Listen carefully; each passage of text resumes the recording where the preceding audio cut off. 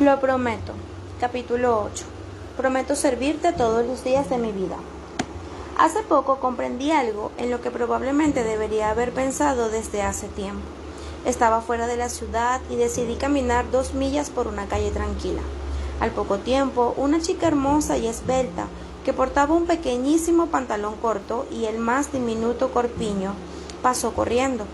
Después que pasó, me pregunté, ¿por qué yo, a la edad de 65 años, sigo teniendo pensamientos lujuriosos? ¿Cuándo dejaré de ser tentado como si todavía tuviera 16? Se me ocurrió que si todos mis pensamientos y acciones provienen de las creencias de mi corazón, quizás tenía una antigua creencia de la niñez atascada por ahí que dirigía esos pensamientos. No sabía qué creencia era, pero sí sabía que si me faltaba sabiduría, podía pedírsela a Dios. Podemos hablar con Él de cualquier cosa sin sentirnos avergonzados. Como reconoció David en el Salmo 139, el Señor ya sabe todo sobre mí, así que, ¿por qué no traer mis creencias acerca de la lujuria ante Él para que pudiera mostrarme cómo tratar con eso? En minutos me di cuenta. Crecí en un ambiente en el cual mi padre y mis hermanos mayores parecían totalmente enfocados en buscar placer para sí mismos, sin tener en cuenta los sentimientos o necesidades de los que los rodeaban. La mayor parte de su atención se hallaba en cosas como la pesca, la caza, las películas, la comida, las citas, el sexo, las aventuras amorosas, los juegos, las vacaciones, los deportes acuáticos, el esquiar o cualquier otra cosa que proporcionara mayor cantidad de placer. De modo que crecí teniendo infundida en mí la creencia básica de que la vida es para el placer y la gratificación. Sin ser realmente consciente de ello, aboqué gran parte de mi corazón a la búsqueda del placer. Mientras caminaba ese día, comencé a recordar escrituras que enseñan lo contrario. La que sobresalió fue Gálatas capítulo 5, versículo 13. Les hablo así, hermanos, porque ustedes han sido llamados a ser libres, pero no se valgan de esa libertad para dar rienda suelta a sus pasiones. Más bien, sírvanse unos a otros con amor. Mi libertad en Cristo no me fue otorgada para que persiga los placeres estimulantes o sexuales, sino más bien para servir a los demás, amándolos de la misma manera en que quisiera ser amado. El foco de mi vida no debe estar en mí y mi propia gratificación, sino en el bien de los demás. En vez de servirme a mí mismo, tengo que servir a los demás. Bien, la idea de servir a otros no era nueva para mí, como verá en este capítulo. Tempranamente en mi matrimonio aprendí la importancia de servir a mi esposa y después la importancia de servir a los demás. Pero una de las cosas más excitantes de la vida cristiana es que nuevas cosas se le siguen revelando, incluso respecto a lo que usted ya sabe. Nunca se me ocurrió hasta ese día que fui a caminar que el comprometerme en un servicio desinteresado hacia los demás podría cambiar un hábito tan antiguo como la lujuria. Una vez que adoptamos la actitud de que estamos aquí para servir como Cristo lo hizo, todas las áreas de nuestra vida son cambiadas para bien. Mientras continuaba caminando, repetía Gálatas capítulo 5 versículo 13, una y otra vez, para que el principio del servicio reemplazara en mi corazón los pensamientos egoístas de lujuria. Día tras día, comencé a pensar más en servir a los demás por amor, en vez de usar hembras para mi placer. Cuando me concentro en cambiar mis creencias y atesoro la palabra de Dios en mi corazón, siempre me sorprende la rapidez con que mis acciones cambian naturalmente. Después de 2 semanas de memorizar este versículo y repetírselo a Dios desde la mañana hasta la noche, los pensamientos lujuriosos comenzaron a desaparecer. Ahora, cuando se acerca uno de esos pensamientos, simplemente le digo a Dios, yo era un hedonista, Señor, pero me has dado el poder de servir a los demás por medio de tu amor. Ahora, en vez de fantasear cuando veo a una chica hermosa, me pregunto si ella sabe cuánto la ama Dios. ¿Tendrá un padre o un esposo que la ama? Espero que algún día descubra lo mejor que Dios tiene para su vida. Le digo al Señor que no puedo esperar para compartir esto con hombres de todo el mundo que desean verdaderamente lo mejor de Dios. El concepto de servir a otros en vez de usar a las personas no entraba en mi cabeza cuando me casé con Norma. Usarla se transformó en mi hábito natural. Ni siquiera pensaba en eso. Solo esperaba que me sirviera como mi papá y todos en mi familia esperábamos que mamá nos sirviera.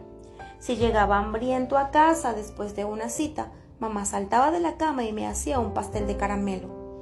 Como imaginará, para Norma esto ya era demasiado. Mi problema era que creía que el rol de la esposa era servir a su esposo. Sabía de memoria Efesios capítulo 5 versículo 24. Así que como la iglesia está sujeta a Cristo, así las casadas lo estén a sus maridos en todo. Este versículo aclaraba todo. Yo era el líder del hogar y ella era mi sierva. Por supuesto, me las arreglaba para no enterarme del resto de las admoniciones de Pablo en este capítulo. El primer año de casados, yo era pastor de jóvenes y me había ofrecido para estar en el equipo de básquet de la iglesia. A menudo olvidaba decirle a Norma los horarios de los partidos, así que un día la llamé desde la oficina de la iglesia para informarle sobre un partido para esa noche. Mira, Norma, le dije, tengo un partido esta noche y sabes que siempre deseo que estés aquí y lo veas. Después podemos comer fuera. Hubo un largo silencio y aunque no teníamos mucho tiempo de casados, sabía que los silencios prolongados no eran una buena señal. Así que es un buen plan. ¿De acuerdo?, dije. Gary, hoy es el día de San Valentín, respondió finalmente Norma con un temblor en la voz. Ya empecé a preparar una cena especial para nosotros. ¿No podrías dejar un partido para que tengamos nuestra primera cena de San Valentín juntos? ¿Cómo no comprendí que se acercaba el día de San Valentín con todos esos carteles rojos en las tiendas y todos los estantes repletos de caramelos, tarjetas y globos? Mientras pensaba en eso, recordé vagamente que ella lo había mencionado alrededor de 2 semanas antes. Me había olvidado, pero tenía una solución. Bueno, ven al gimnasio y calentamos la comida después del partido. ¿Qué tal suena eso? Hubo cada vez más silencio. Ella pensaba, ¿piensa que un tonto partido de básquet, que un equipo que no ha ganado en todo el año es más importante que nuestra primera y especial cena juntos a la luz de las velas en el día de San Valentín? Finalmente, incapaz de hablar a causa de las lágrimas, Norma susurró, Gary, si deseas jugar, adelante, me quedaré en casa y seguiré cocinando y comeremos cuando llegues. ¿Qué caliente cree que estaba la cena cuando llegué a casa? Adivinó. La comida estaba tibia y mi esposa glacial. Nada de acurrucarse esa noche. Su espíritu estaba abatido, porque vio que mis prioridades siempre eran lo que me hacía sentir bien, la diversión y los partidos, las cosas de la iglesia, la pesca y luego, en algún lugar del primero al último, ella. Yo estaba sirviendo principalmente a mis propias necesidades. Registraba apenas sus sentimientos y necesidades. No era un siervo para mi esposa. La experiencia, para mí, la que inició todos mis ministerios y matrimonios y familias, ocurrió 5 años más tarde en un descanso para el almuerzo. Estaba pastoreando mi primera iglesia y estaba tan comprometido con el ministerio que hasta le había dicho a Norma que Dios estaba en primer lugar, mi ministerio en segundo lugar y ella en el tercero. Al principio ella estuvo de acuerdo con eso. Era joven. El único problema era que no funcionaba. Dios no estaba contento con que yo pusiera mi ministerio antes que mi esposa. Y no pasó mucho tiempo para que ella se sintiera del mismo modo. Cuando llegaron los niños, ella se sintió cada vez más aislada de mí. Yo vivía en 2 mundos diferentes y mis acciones dejaban en claro que mi verdadero mundo era mi ministerio. Mi hogar era simplemente como una entrada a los boxes o compartimientos individuales para asistencia que hay en las competiciones. Mi iglesia, mi grupo de jóvenes, mis comisiones, predicar y enseñar era lo más importante para mí, porque me brindaba elogios y reconocimiento. Norma trataba de hablar conmigo sobre todo esto, y yo decía probablemente algo como, bueno, trataré de mejorar, pero realmente no la oía. Recuerdo muy bien el día en que todo se derrumbó. Era una época agitada en la iglesia, pero decidí ir a casa y almorzar con Norma. Entré con entusiasmo a la cocina y dije, hola, ¿qué hay para almorzar? Cuando traté de abrazarla, se irritó y se dio vuelta. ¿Qué pasa?, pregunté. Nada que quieras oír. Se quedó de pie junto a la pileta, fría y distante como la muerte. Me senté, todavía deseando comer, pero no había nada preparado. Vamos, dime qué pasa, repetí 2 veces o 3 veces. Finalmente respondió, ¿qué sentido tiene? Nunca sirve de nada. Todo lo que haces es hablar, pero nunca cambia nada. Todos los demás en tu vida es más importante que yo. La pesca, los chicos con los que trabajas, todo en la iglesia, cada reunión de comisión, el equipo de básquet, el edificio de la iglesia, hasta la televisión, todo es más importante que yo. Llegas a casa y actúas como si yo ni siquiera existiera. Te sientas y miras televisión o lees el periódico. Después cenas, sales para alguna reunión o cita y nunca siquiera me agradeces. Alguien llama durante la cena y dices, no estoy haciendo nada importante. ¿No puedes ver cómo me hiere profundamente que digas eso cuando estás con tu esposa y tus hijos? No somos importantes. Siento que soy tu prostituta, tu empleada doméstica, la niñera de tus hijos, mientras que la iglesia es tu señora. Realmente, ni siquiera deseo vivir más contigo. Resolví permanecer en el matrimonio por obediencia a Dios, pero con respecto a ti, estoy muerta por dentro. Aquí no hay un matrimonio y mi corazón se murió. Estaba completamente atónito. Sí, me había estado insistiendo en que pasara más tiempo con ella, pero no tenía idea de que hubiera llegado a eso. Sus palabras me cortaron hasta el alma. Había estado en la India, donde a las mujeres no se les trata mejor que a los perros.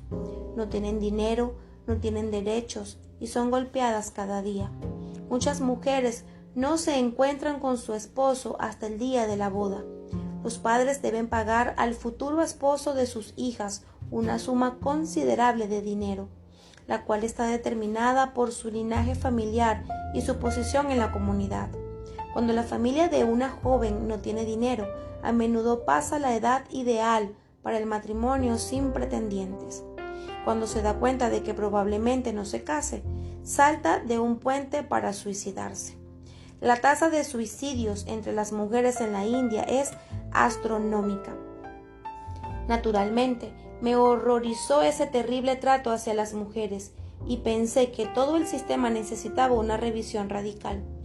Qué fácil fue para mí juzgar la cultura de otro país mientras que estaba ciego a mi propia situación. Estaba tratando a Norma casi así de mal. Tenía una viga en mi ojo y era egoísmo, una cosa fea con ramas nudosas y retorcidas de inmadurez y ego. Me coloqué a mí mismo en el centro del universo y esperaba que todos giraran a mi alrededor. Tenía una actitud de querer ser como Dios. Deseaba ser alabado, admirado, adorado y bendecido por los demás. Esa actitud desvió mi atención fuera de mi hogar hacia la iglesia, donde encontraba admiradores listos para colocar espléndidos elogios sobre mí por mi gran obra en el reino. Podía ver que nuestro matrimonio estaba en un gran problema y el futuro se veía casi sin esperanzas. Ella se había dado por vencida con respecto a la relación. Estaba muerta para mí. No veía manera de asir nuestra relación y sacarla a flote. Quizá fue la gravedad de la situación lo que me dio claridad en ese momento. De algún modo, no necesité horas de autoexamen para filtrar la verdad. Caí en cuenta en un instante de que ella estaba 100% en lo cierto. Me había equivocado al no tenerla como mi prioridad. Me había equivocado al ubicar el servicio a la iglesia por encima de mi servicio a ella. Tienes razón, le dije, lo admito. Tuve todo lo demás en mi vida como más importante que tú. Hasta pescar es para mí más importante que tú. Estoy muy avergonzado. Te prometo que ahora mismo te pondré primero en mi vida. Serás mi prioridad número 1, sobre los amigos, la pesca, la consejería y hasta sobre la iglesia. Puedo perder mi empleo y estaría bien. Sería mejor perder mi trabajo antes que a ti. Te ruego que me perdones. Si todavía no puedes hacerlo, lo entiendo. Las cosas no llegan a eso de la noche a la mañana y quizás no creas que puedo cambiar de verdad. Ese día le prometí que ella sería mi máxima prioridad sobre todo lo demás en la tierra. Pero camino al trabajo, una nube oscura descendió sobre mí cuando me di cuenta de que mi vida se había acabado. No más pesca, trabajar hasta tarde, jugar al golf, fin de semana con amigos. Estaba muerto.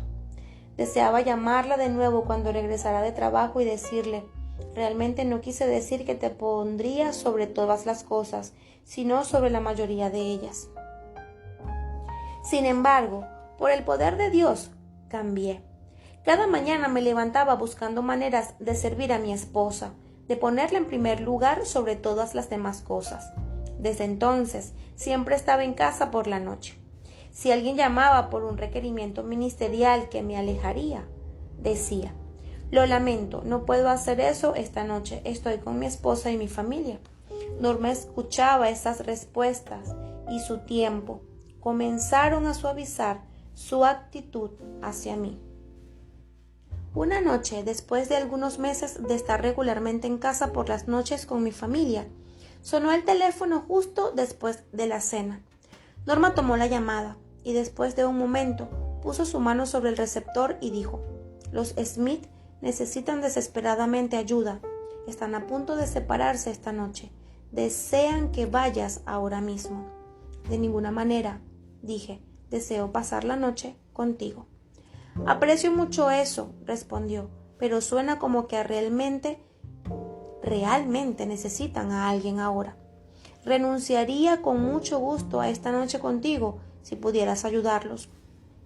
No, tú eres mi prioridad. Quiero quedarme aquí. Por favor, ve y ayúdalos, dijo gentilmente. En verdad parecen necesitarlo. De acuerdo, dije, pero solo si tú bendices este tiempo. Ella lo hizo, como lo ha hecho muchas veces desde entonces. Solo pienso en todas las oportunidades ministeriales que han surgido de mi cambio de prioridades. Ese día, cuando volví a casa, comenzó una vida totalmente nueva para ambos. Quebré la barrera del egocentrismo y comencé a desarrollar nuevas creencias sobre el servir a los demás en vez de usarlos. Cambié las creencias de mi corazón sobre mi rol como esposo. Empecé a comprender lo que un maestro mayor que yo había tratado de decirme.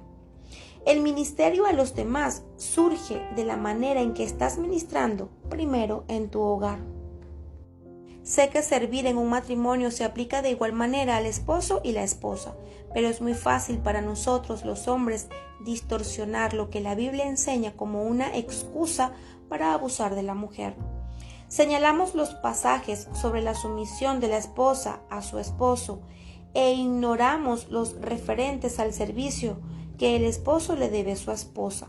Sí, la sumisión es parte del matrimonio, pero los esposos olvidan que Dios les pide esto también a ellos.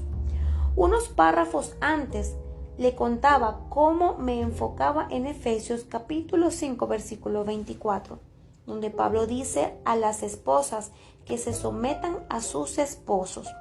De algún modo, logré ignorar el resto de ese capítulo donde Pablo coloca sobre los esposos una enorme responsabilidad hacia sus esposas. Observemos algunas de sus palabras. Así también los maridos deben amar a sus mujeres como a sus mismos cuerpos. Nadie aborreció jamás a su propia carne, sino que la sustenta y la cuida. Cada uno de vosotros ame también a su mujer como a sí mismo, Y lo más importante, maridos, amad a vuestras mujeres, así como Cristo amó a la iglesia y se entregó a sí mismo por ella, para santificarla. Después de leer estas escrituras, los hombres que piensan que las mujeres fueron creadas para ser sirvientas, objetos sexuales y lacayos, deberían pensarlo de nuevo. En realidad, casi resulta ser al revés. La Biblia parece darnos a los hombres la mayor responsabilidad de servir y cuidar a nuestra esposa. Ella nos sirven hasta el punto de someterse, pero nosotros les servimos hasta el punto de morir por ellas. Piense en esto en términos de lo que cuesta poner el desayuno delante de usted por las mañanas. El jamón en el plato requiere un sacrificio mayor que los huevos. La gallina pone un huevo, pero el cerdo entrega su vida. Esa es la clase de sacrificio que los hombres debemos estar dispuestos a hacer por nuestra esposa. Nuestro servicio hacia ellas no es menor que el de ellas hacia nosotros. Es mayor. Nuestro gran maestro siervo. La manera en que trataba a Norma podría haber sido diferente si hubiera tenido a mi alrededor personas que mostraran una vida de servicio. Lejos de ser un siervo, mi padre se preocupaba solo por él. Cuando pescábamos juntos, él me quitaba de sus puntos de pescas favorito. En el seminario nadie nos entrenó a los pastores incipientes en el delicado arte de servir a nuestra esposa, y esta es una enorme brecha en la educación de los ministros. Mi mentor en el ministerio fue un pastor que me mostraba con orgullo su calendario mensual con cada día menos uno, repleto de la mañana a la noche con tareas de la iglesia. Este hombre perdió a su esposa porque nunca estaba en su hogar. Ninguno de los instructores o educadores cristianos me mostró nunca la necesidad de pasar tiempo con la esposa de uno o servirle de alguna manera, así que nunca se me ocurrió la idea. Sin embargo, cuando se me cayó la venda de los ojos, descubrí que tenía al Supremo Maestro justo delante de mí todo el tiempo, Jesucristo mismo. Jesús nos dio el mejor ejemplo posible de vivir a la vida de un siervo. Como dijo a sus discípulos, el Hijo del Hombre no vino para ser servido, sino para servir y para dar su vida en rescate por muchos. Mateo capítulo 20, versículo 28. En Filipenses capítulo 2, versículos del 1 al 11, el apóstol Pablo nos urge a servir como Cristo lo hizo, trazando las 6 áreas características de un verdadero siervo. 1. Propósito. Estar unidos con Cristo en el propósito, con su espíritu, amor, compasión y ternura. 2. Motivo. Deshacerse de la ambición egoísta. Estar enfocados hacia el otro. 3. Actitud. Humildad. Dios da gracia a los humildes y resiste a los soberbios. Santiago capítulo 4, versículo 6. Acción. Considerar a los demás como más importantes que uno mismo. El mandamiento más grande es amar a Dios y amar a los demás como a uno mismo. Mateo capítulo 22, versículos del 37 al 39. 5. Posición. Jesús desempeñó el papel más bajo. Fue un siervo con S minúscula. La palabra doulos o siervo de confianza significa esclavo por elección. Un esclavo doulos era liberado y luego, voluntariamente, elegía permanecer al servicio de su amo. 6. Sacrificio. Jesús fue obediente en servir a Dios hasta el punto de morir por toda la humanidad. Ese es el supremo ejemplo del servicio. Jesús es el perfecto mentor para desarrollar una vida que sirve al cónyuge y a los demás. Él es el Señor del universo, pero mostró en su vida terrenal que el más alto llamado de un gran líder es ser un siervo. Lucas capítulo 22, versículo 24 nos muestra la lucha humana que todos hemos experimentado. Los discípulos de Jesús fueron atrapados por su propia ambición de éxito y poder, y discutían quién sería el mayor en el reino venidero. Pero Jesús los reprendió al decirles: sean el mayor entre vosotros como el más joven, y el que dirige como el que sirve. Porque, ¿cuál es el mayor? ¿El que se sienta a la mesa o el que sirve? No es el que se sienta a la mesa, mas yo estoy entre vosotros como el que sirve. Jesús les estaba diciendo que el verdadero liderazgo no consiste en empeñarse en ser el que está a cargo, el que toma todas las decisiones y está decidido a llevar la batuta. Un líder genuino mira las necesidades de los demás y vela que sean satisfechas. La verdadera razón por la que le elegimos a todos nuestros líderes, intendentes, gobernadores, presidentes, es para que puedan servirles a las personas y hagan la vida tan equitativa y provechosa como sea posible. Pero quienes aspiran a ser líderes suelen olvidar la naturaleza de servicio del liderazgo y buscan cargos por poder o prestigio. Nosotros, los esposos, debemos evitar esta trampa. Cuando crezca, quiero ser un líder como mi hermano mayor Jesús. Deseo ser conocido como un siervo. ¿Cómo luces cuando te asemejas a Jesús?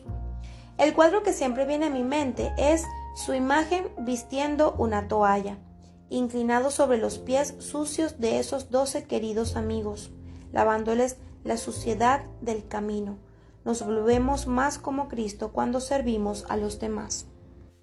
Ser un siervo en un matrimonio es poner primero a su cónyuge, incluso antes que usted mismo, y darse al otro. Para Cristo, esto significó morir para los demás, y en algunos raros casos puede significar eso en un matrimonio. Pero el amor rara vez requiere el sacrificio de una vida de una vez y para siempre. Generalmente, el darse a sí mismo es algo continuo, una actitud constante que busca perpetuamente el bienestar del cónyuge. Es decir, prometo hacerte más importante que yo mismo. Prometo poner tus necesidades antes que las mías. Prometo renunciar a mis preferencias y hasta mis necesidades si eso sirve a tu bienestar. ¿Cómo es que el dejar de lado sus propias necesidades y servir a los demás puede hacerlo feliz? Bueno, quizás la única manera de comprenderlo sea probarlo. Puedo asegurarle que los momentos más felices siempre han sido aquellos en que claramente adopté una actitud de siervo. No estoy siendo un siervo si espero algo a cambio, incluso reconocimiento. Esos deseos de afirmación del ego y reciprocidad son vigas que se deben arrancar. Jesús nunca pidió que se le diera nada a cambio. Su servicio hacia nosotros consistía solo en dar. Él dijo: voy a dar mi vida para que ustedes puedan tener vida. Si yo soy como Cristo, desearé dar mi vida a mi cónyuge para que ella tenga vida. Me encanta lo que mi pastor, Ten Cunningham, dice de su matrimonio. Puedo asegurar que todos mis conflictos con mi esposa provienen de mi falta de servicio hacia ella o de no comprenderla lo suficiente. Cuando muero a mí mismo y dedico tiempo a escucharla realmente y comprender lo que necesita, no solo estoy en armonía con ella, sino que nuestra relación es estupenda en todos los niveles. Si usted desea un matrimonio feliz, la mejor manera de lograrlo no es hacer del matrimonio feliz su fin último, sino sencillamente ser más como Cristo. Jesús fue un siervo y dijo que las personas más grandes son quienes eligen ser siervos como Él lo fue. Sirva a su cónyuge desinteresadamente y encontrará la felicidad en el matrimonio. Por esa razón, mi meta en el matrimonio ya no es ser un gran esposo, es ser un gran siervo. Los grandes siervos constituyen grandes matrimonios. Libérese para el servicio. Una característica primordial de un siervo es la disposición a ceder sus propios derechos. ¿Qué queremos decir con derechos? Todos tenemos necesidades básicas. Además de esas necesidades, también tenemos deseos básicos, cosas que no son absolutamente necesarias, pero sí muy deseables para mantener cierto nivel de calidad en nuestra vida. Esos deseos tienden rápidamente a tornarse en necesidades y de necesidades se transforman en derechos que creemos merecer. El derecho a la comodidad, la protección, la justicia, las opiniones, el esparcimiento, el tiempo de descanso, entre otros. Los derechos pueden volverse muy detallados, como nuestro derecho a comer ciertos alimentos, comportarnos de cierta manera o vivir el estilo de vida que elegimos.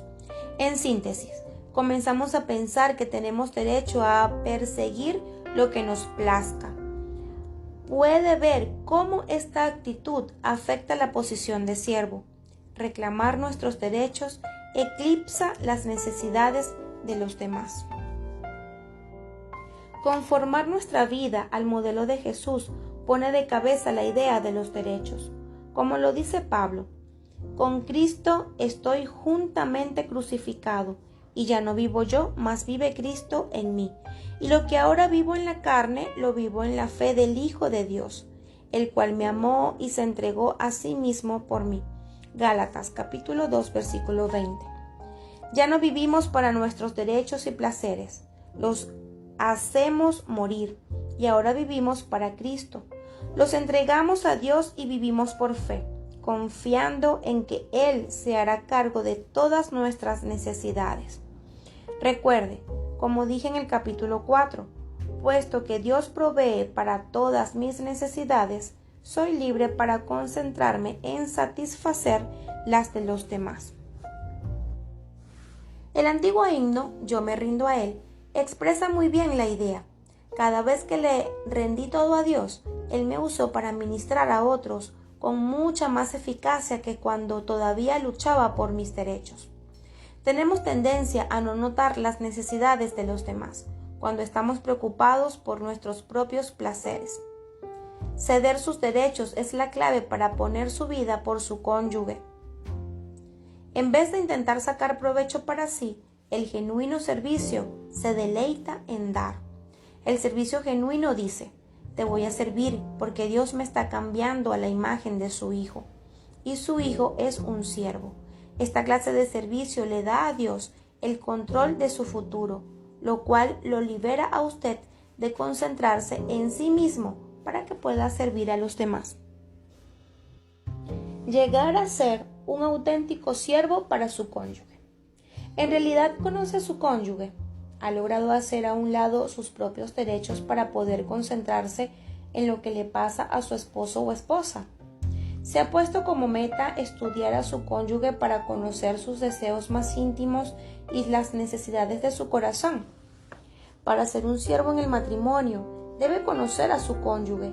El servicio genuino implica identificar las necesidades específicas de su esposo o esposa y buscar maneras creativas de satisfacerlas.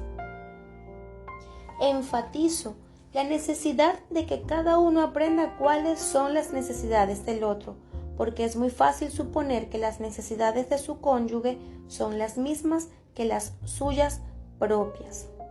Cuando esto sucede, puede caer en una exaltación de buenas intenciones de servir, pero fracasar en satisfacer las verdaderas necesidades del corazón de su cónyuge. Nuestro hábito normal es ver las cosas desde nuestra propia perspectiva, con escasa comprensión del punto de vista de los demás. Para ser un siervo auténtico, debe conocer el corazón de su cónyuge. Ana y Mike vinieron a mí por consejo. Ana decía que su esposo la hacía sentir que no la amaba. Mike estaba atónito y frustrado por este reclamo. Hago todo, excepto pararme de cabeza para complacerla, dijo él, y hasta haría eso si fuera de ayuda. No puedo imaginar qué más podría desear. Pedí a Ana que explicara lo que quería decir. Bueno, ha sido un estupendo esposo y una persona muy útil y hace muchas cosas hermosas para mí. Sé que suena ingrato decirlo, pero bueno, siempre está haciendo cosas que no necesito. Me da consejos cuando necesito consuelo. Es maravilloso con las flores para cada ocasión, pero no tanto en dar palabras de cariño. Es estupendo en las relaciones sexuales, pero no lo es en abrazar y tocar en otras ocasiones. Comparte las tareas del hogar, pero no sus sentimientos más íntimos. Me sirve de maneras que le parecen importantes a él, pero me encantaría que averiguara lo que es importante para mí. El rostro de Mike enrojeció de vergüenza, y entiendo por qué. Estuve allí, hice todo. El esposo promedio no tiene la más mínima idea de lo que realmente es importante para su esposa. Somos vagamente conscientes de que las mujeres necesitan seguridad, así que creemos que estamos sirviéndoles al dar provisión y protección. Solemos fallar en entender que la seguridad implica para ellas algo más que sólidas paredes, un ingreso fijo y una despensa llena. Desean seguridad no solo de los peligros externos y la miseria, sino seguridad en la relación. Bueno, muchachos, es probable que nuestra mente saturada de testosterona no capte eso intuitivamente. Necesitamos tener una lista de las necesidades de nuestra esposa que podamos analizar y verificar. Muy bien, aquí está. Conservo esta lista en mi escritorio. Contiene 10 cosas que he aprendido a lo largo de los años sobre las verdaderas necesidades de mi esposa. La consulto todas las semanas para verificar cómo me va en mi servicio a ella. A veces apruebo estupendamente, otras veces merezco una C menos. Pero me va mucho mejor con la lista que si me dejo llevar por lo que me parece. Dicho sea de paso, esposas, esta lista también funciona para ustedes, para ayudarlas a amar más a su esposo. 1. Mi cónyuge necesita sentirse valorado, más valioso para mí que mis hijos, mi trabajo, mis amigos o mis pasatiempos. 2. Mi cónyuge necesita una comunicación abierta y sin obstáculos. Si este no ha sido un hábito en mí, entonces trabajo un poquito cada vez. 3. Mi cónyuge necesita mi hombro antes que mi boca. La empatía y el consuelo deberían preceder al consejo o una solución al problema. 4. Mi cónyuge necesita saber si voy a defenderlo y apoyarlo. Si lo que mi cónyuge está haciendo es indefendible o insoportable, entonces yo debería apoyar el potencial para cambiar. 5. Mi cónyuge necesita ser tomado en brazos y tocado. Dios nos creó para conectarnos y el contacto significativo es increíblemente poderoso. 6. Mi cónyuge necesita ser elogiado verbalmente. El elogio muestra que observo y aprecio lo que mi cónyuge hace. La falta de elogio transmite poca valoración. 7. Mi cónyuge necesita ayuda. La mayor ayuda es sin comentarios sobre la manera en que el otro hace las cosas. Si no estoy seguro sobre cómo ayudar, pido dirección. 8. Mi cónyuge necesita que compartamos nuestra vida juntos en cada área. Esto nos mueve hacia la unidad. 9. Mi cónyuge necesita apoyo cuando en la vida las cosas van mal. El apoyo no es conferencias ni consejos. La esencia del apoyo es una actitud de cuidado. 10. Mi cónyuge necesita mis oraciones, mi enfoque espiritual y la transparencia en mi caminar con Dios. Mi relación con Cristo no debería mantenerse en privado respecto a mi cónyuge. Esta lista funciona para mí y puede funcionar para usted como un punto de partida, pero le sugiero que adapte su lista para que se acomode a las necesidades específicas de su cónyuge y no dependa permanentemente de la mía. Recuerde, parte del servicio es introducirse en el corazón de su cónyuge para poder conocer profundamente sus necesidades, sentimientos, creencias, intereses y gustos. ¿Cómo descubre cuáles son las necesidades de su cónyuge? Bueno, podría considerar sencillamente preguntarle: A veces hacemos las cosas más complejas de lo necesario. Si desea información, preguntar y escuchar son a menudo las formas más simples y eficaces de conseguirla. Cuando Norma y yo estábamos a punto de mudar nuestra familia, sabíamos que el traslado sería difícil para los niños. Así que cada noche después de la cena nos quedábamos alrededor de la mesa y los animábamos a compartir sus problemas y necesidades. Descubrimos que nuestro hijo mayor Michael temía encontrarse con nuevos amigos. Greg tenía temor de no integrar el equipo de béisbol en una escuela más grande. Cada miembro de la familia compartía desde lo profundo de su corazón y confeccionamos una lista de todo lo que nos gustaría que ocurriera en la mudanza para que un año más tarde cada uno de nosotros pudiéramos decir: este fue el mejor año de mi vida. El reajuste de la familia fue maravilloso. Fue el proyecto de construcción en equipo más exitoso que jamás intenté. Cada uno pensó en diferentes formas para hacer realidad el sueño del otro. Fue tan eficaz para nuestra familia que Norma y yo comenzamos a practicar la misma técnica en nuestra relación. Nos preguntábamos mutuamente acerca de nuestras esperanzas y necesidades, y después continuábamos unos meses para verificar nuestros progresos.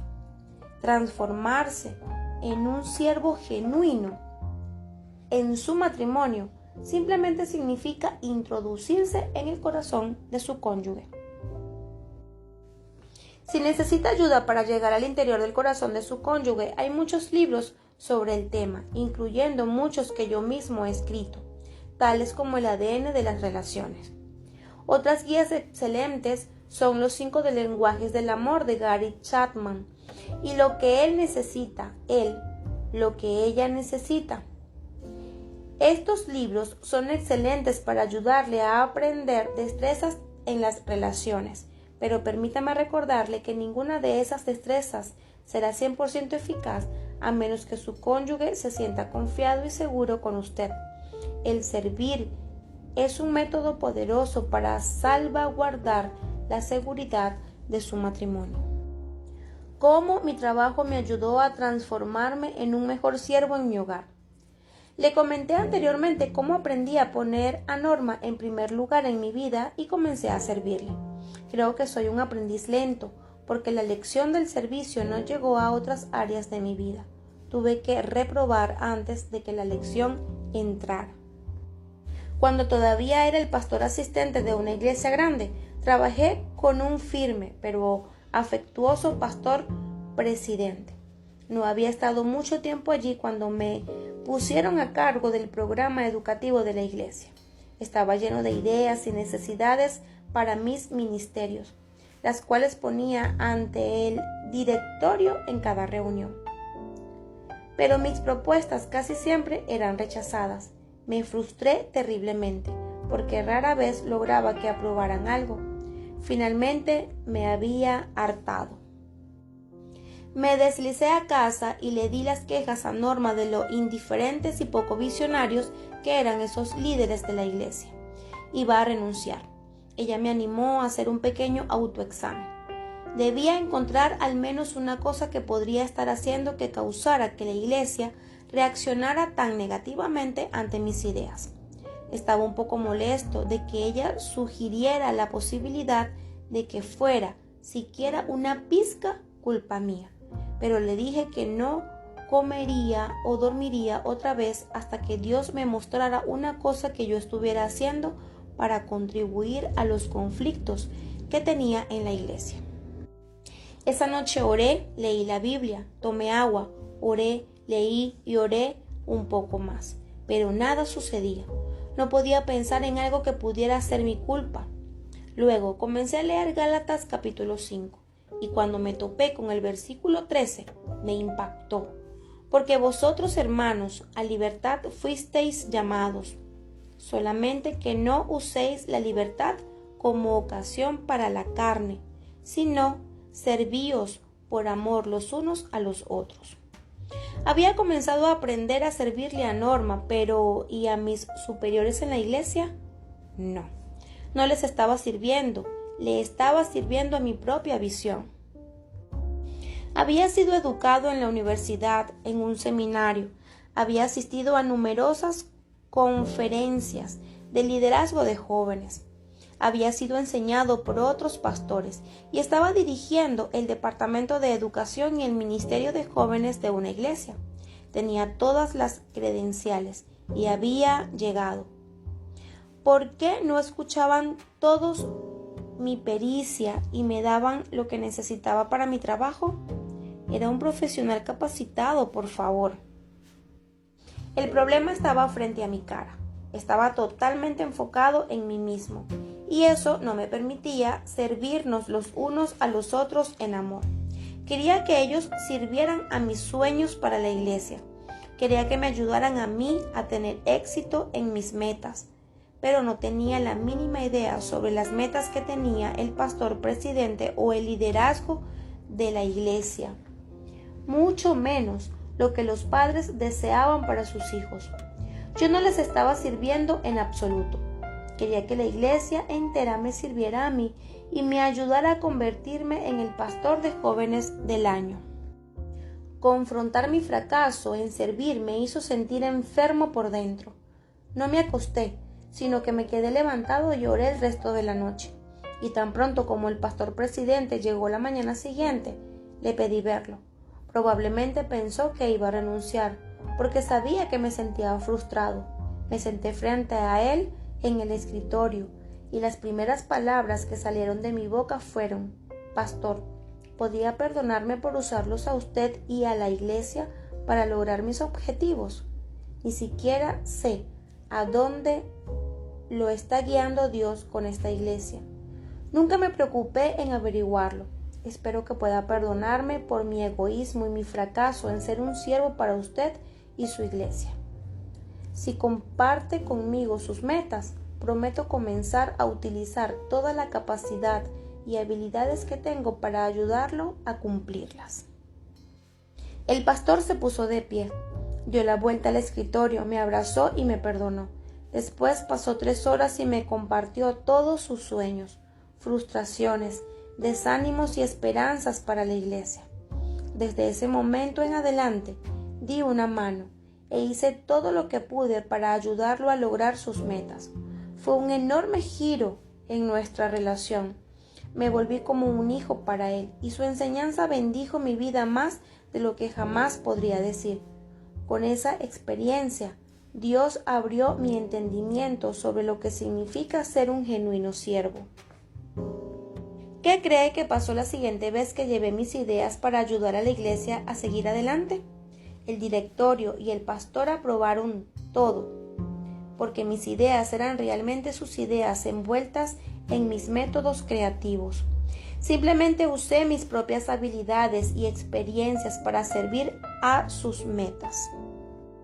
Se cosecha lo que se siembra. He tenido mucho cuidado de decir que el auténtico servicio nunca se haya motivado por lo que puede obtener a cambio. Sin embargo, existe a menudo un beneficio directo y visible que puede bendecir nuestra vida tremendamente. Como ilustración final, voy a relatar una experiencia personal que demuestra cómo Dios bendijo mi vida cuando tomé en serio el aprender a servir. Mientras comenzaba a servirle a Norma, ella se mostró más relajada y segura en nuestro matrimonio. Esto la capacitó para comenzar a mirar el interior de mi corazón y ver mis sueños. Recuerdo el día en Waco, Texas, cuando me miró a los ojos y me dijo: Gary, es hora de que empieces a trabajar por tus propias cuentas.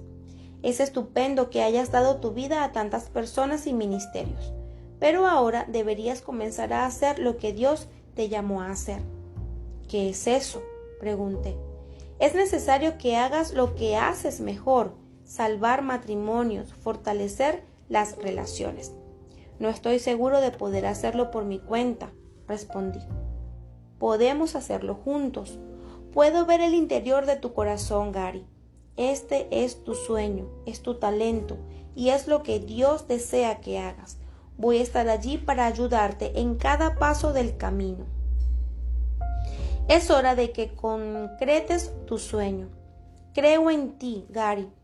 Dime los sueños que Dios está colocando en tu corazón y yo seré quien los haga realidad. Eso me sirvió. Con un aliento como ese, sentía que podía saltar edificios de un simple brinco, de modo que nos abocamos a ello. Cuando hice conocer a la gente lo que iba a hacer, llegó apoyo de toda clase, de todas direcciones. Todos los integrantes del personal de la iglesia se animaron tremendamente. Hasta adoptaron mi nuevo ministerio como un esfuerzo misionero y me apoyaron económicamente. Los estudiantes de la Universidad de Baylor venían a casa y hablaban a sus pastores sobre mí. Y de repente, las iglesias de todo Estados Unidos comenzaron a llamarme para conducir seminarios sobre matrimonios. Desde entonces, mi ministerio creció más allá de mis más osados sueños. Esto nunca podría haber ocurrido si no fuese porque Norma escuchó mis sueños y me ayudó a hacerlos realidad. Ella ha sido una bendición del cielo para mí, con sus magníficos dones de organización y su atención a los detalles.